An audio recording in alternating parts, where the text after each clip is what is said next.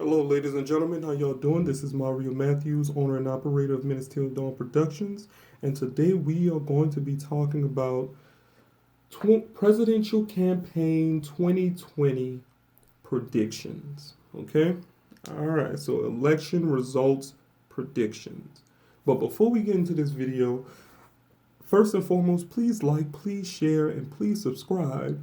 And also, at the moment, Minutes Till Dawn Productions is hosting a GoFundMe campaign for our new book, Hurricane America. Hurricane America is a nonfiction novel based on the true story of myself and my grandmother during our family's plight during Hurricane Katrina 2005. We will be telling the before, during, and after conditions, on the ground conditions of our family and the average black family during the time of Hurricane Katrina and the many different things that culminated into that deadly event. So please, we are making history with this book. If you would click on the GoFundMe campaign link in the description in order to contribute, donate. You can donate whatever you can. This book is projected to be released at the end of fall. Thank you so much, family. I really appreciate all the love and support. Let's get into it. All right, so now that the stage is set, we got Biden and Kamala versus Trump and Pence. Okay? Now that the stage is set, people can look into more of what to expect with this presidential campaign and how things will sort of start to make. People can start making predictions of how things will roll out. Now, many will say that, well, it's kind of too early to, figure out what will happen here and there. You know what I'm saying? You're probably right. Everything I say in this video would probably not come true. However, we'll see. We'll see. Because I actually do want to make some predictions right now, especially one prediction, and that is the outcome of the campaign itself, the outcome of the presidential race itself. We're going to get into it. Now,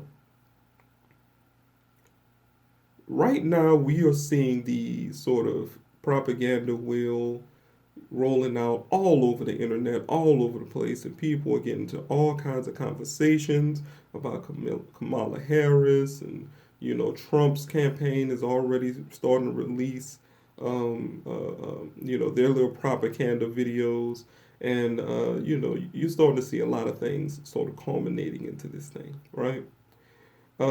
First, before I get into the prediction of who's going to win, I want people to keep an eye out for three things, okay? Three distinct sort of demographic and things that are going to really play a big role in this sort of environment, okay? Now, one would think that the coronavirus will be the deciding factor. Honestly, y'all, I don't know. It could be, but I don't think it will be. Why? Because people sorely underestimate racism, white supremacy in this country. Okay? People sorely underestimate it. Okay? Now, those three things to be looking out for. Number one, white women. Okay?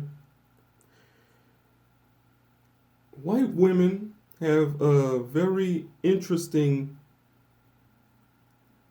take on when it comes to anything in regards to a quote unquote black woman in power. Okay? Alright, like I'm gonna keep it real with y'all, okay? During the suffragette movement, okay, and we're talking early 1900s. Early 1900s. Let's see. I forgot exactly who was it. Maybe it was Elizabeth Stanton or something. I forgot her name. Look, you can look it up or whatever. You know what I'm saying? I might leave leave links in the description to some of the quotes that I'm about to say, but or maybe you know what, I ain't gonna even quote people. I'm just gonna say this, okay? There is an underlying theme of people in the suffragette movement, specifically white women,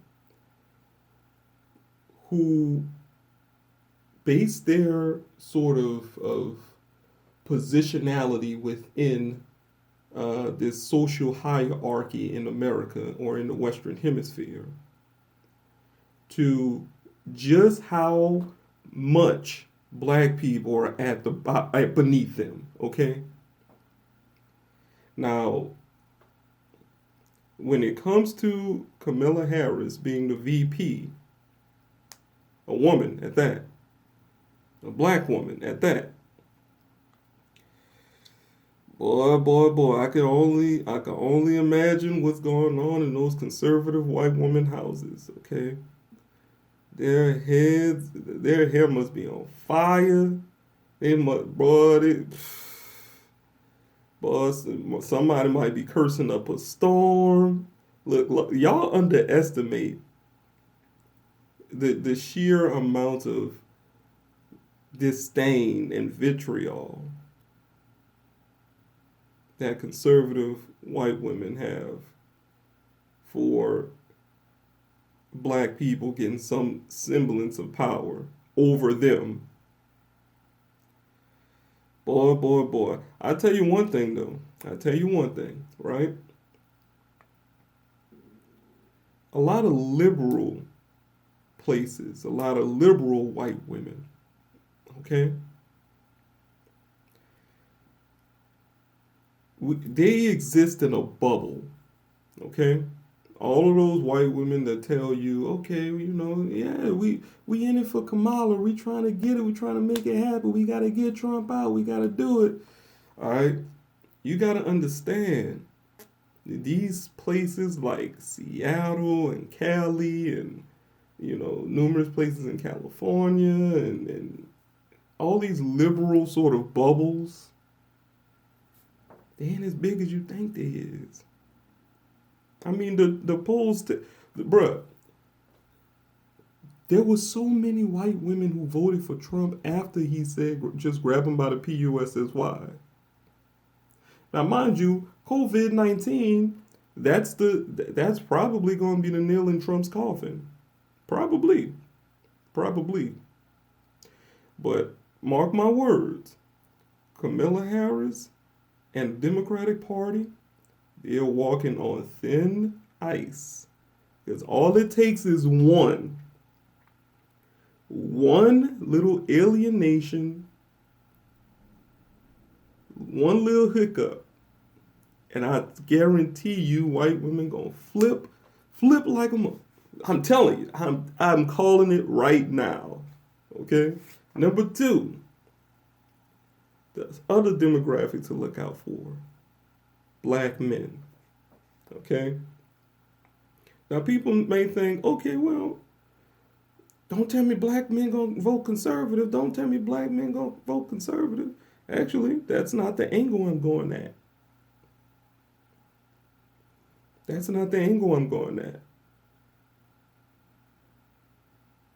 What's going to happen is a sort of democratic voting suppression of black men.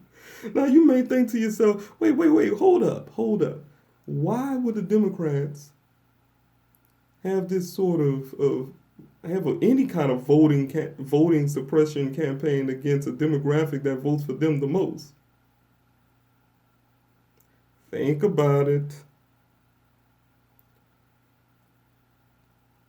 Kamala Harris and Joe Biden has records going all the way back to the mid-1900s in Joe Biden's case, showing you time and time again that they were proactively throw black people, and more specifically black men, in prison and just purposely target, derail, like, bro, it's a historical fact. You can look at their political records. They've done it the entire time. Okay? It's only a matter of, like, look, if black men decide that, you know what, I'm not voting for the Democrats because for some reason, for some, maybe it's misguidedness, I don't know, they want to vote Republican, okay? Many of them start dropping out of the race altogether, and some of them start voting Republican. Don't you think that gives you incentive to stop them from flipping? I mean, you can see it all online. All these black people, especially black men, you know, calling out, you know, her political record, Biden's political records, and it's all true. It's all true. It's all true. Okay, they've been targeting black men for decades, and nobody has done anything to stop them. So whether or not they don't vote, or they vote for the opposite side just to spite people, because that's mainly what they would do it for.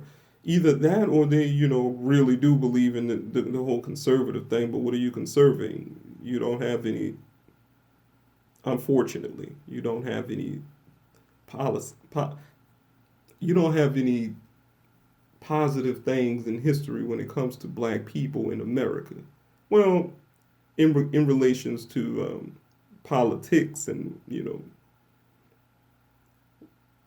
white people, time and time again getting in the way of progress. But hey, man, I digress. The point is that I honestly think that if black men don't vote Democratic, either they're going to, 1, abstain to vote, 2, vote down ballot, or 3, vote for conservatives for whatever reason they want. I honestly think that's an incentive to at least stop a large chunk of them from voting conservative. That's the incentive to do voter suppressions against black men. I'm just saying. I'm just calling it. Number 3, the third demographic to look out for. Okay? Highly educated black women. Okay, let me chill out. But your upper class, I suppose, if you want to call it that, there's really, I mean, to be honest, class have been essentially destroyed when it comes to the black community. But, you know, your highly affluent black women, okay? Black women with degrees, most degrees, high-paying jobs, things of that nature, okay? Look out for this demographic, okay?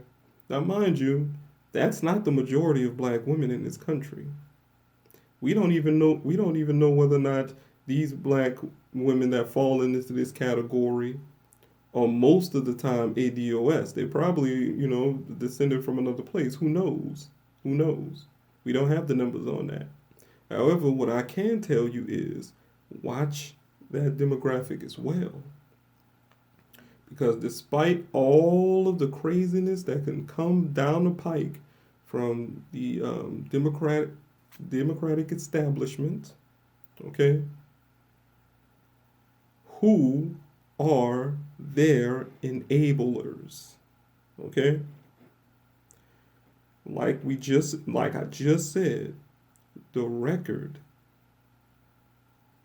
Kamala Harris's record, Joe Biden's record, is there for consumption. Anybody can see it. Anybody can access it. Everybody knows that these two people are mass incarceration machines. And they will target black people, namely black men. So, who are the people that's enabling them? Now, mind you, you got a lot of POC people also backing them up. You got a lot of you just got a whole sort of, for lack of a better term, rainbow coalition of people backing Joe Biden and Kamala Harris up. Even though they was just on the record a few weeks ago talking about defund the police. Now we backing the police. Go figure.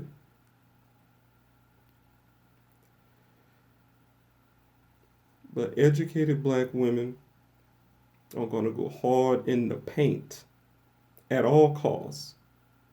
And that's detrimental due to the fact that if we are going to have these conversations and the records of our candidates are going to be ignored,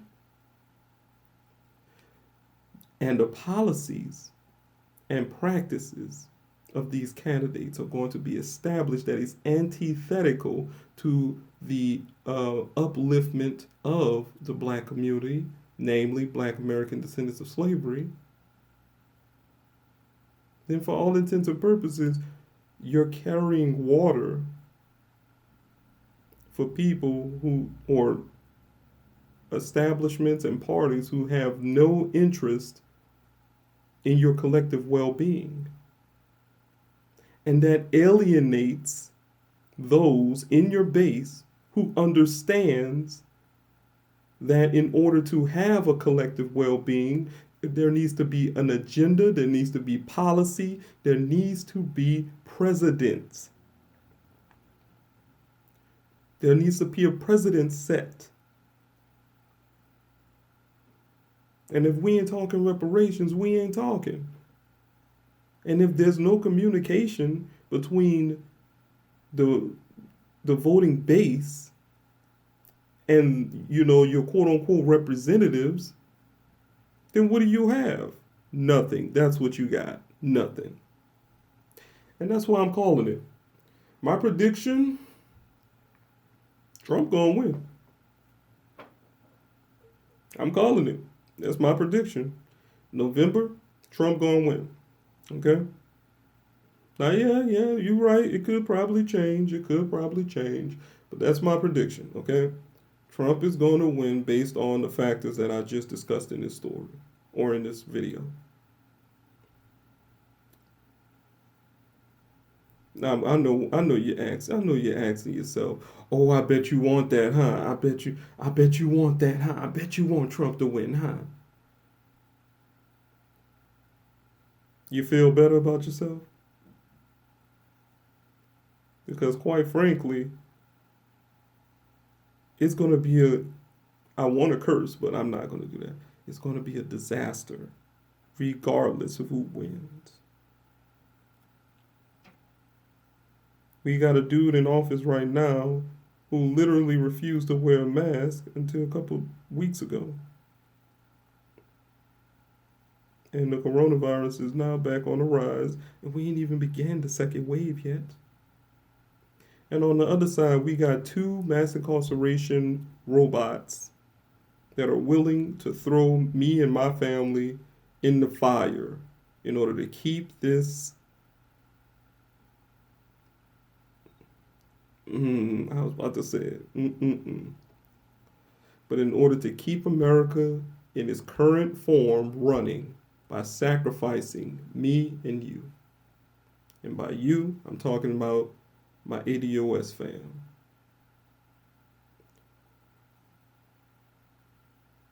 Aren't you tired of being a sacrificial lamb? I know I am. They say Jesus died for our sins. But when we die, are we Jesus? Will they revere us? Will our names forever be etched in history as something to worship? because we built the country in which everybody has come here to enjoy?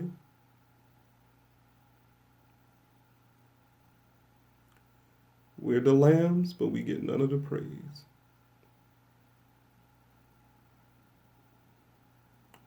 Well, with that being said, my name is Mario Matthews. I'm owner and operator of MinutesTillDawn Productions. Please like, please share, please subscribe, and also, please, if you can, go to the link below, the GoFundMe link below, and you can donate anything that you see fit to our GoFundMe campaign for Hurricane America. Thank y'all for all the love, all the support. Much love to y'all. Y'all take care.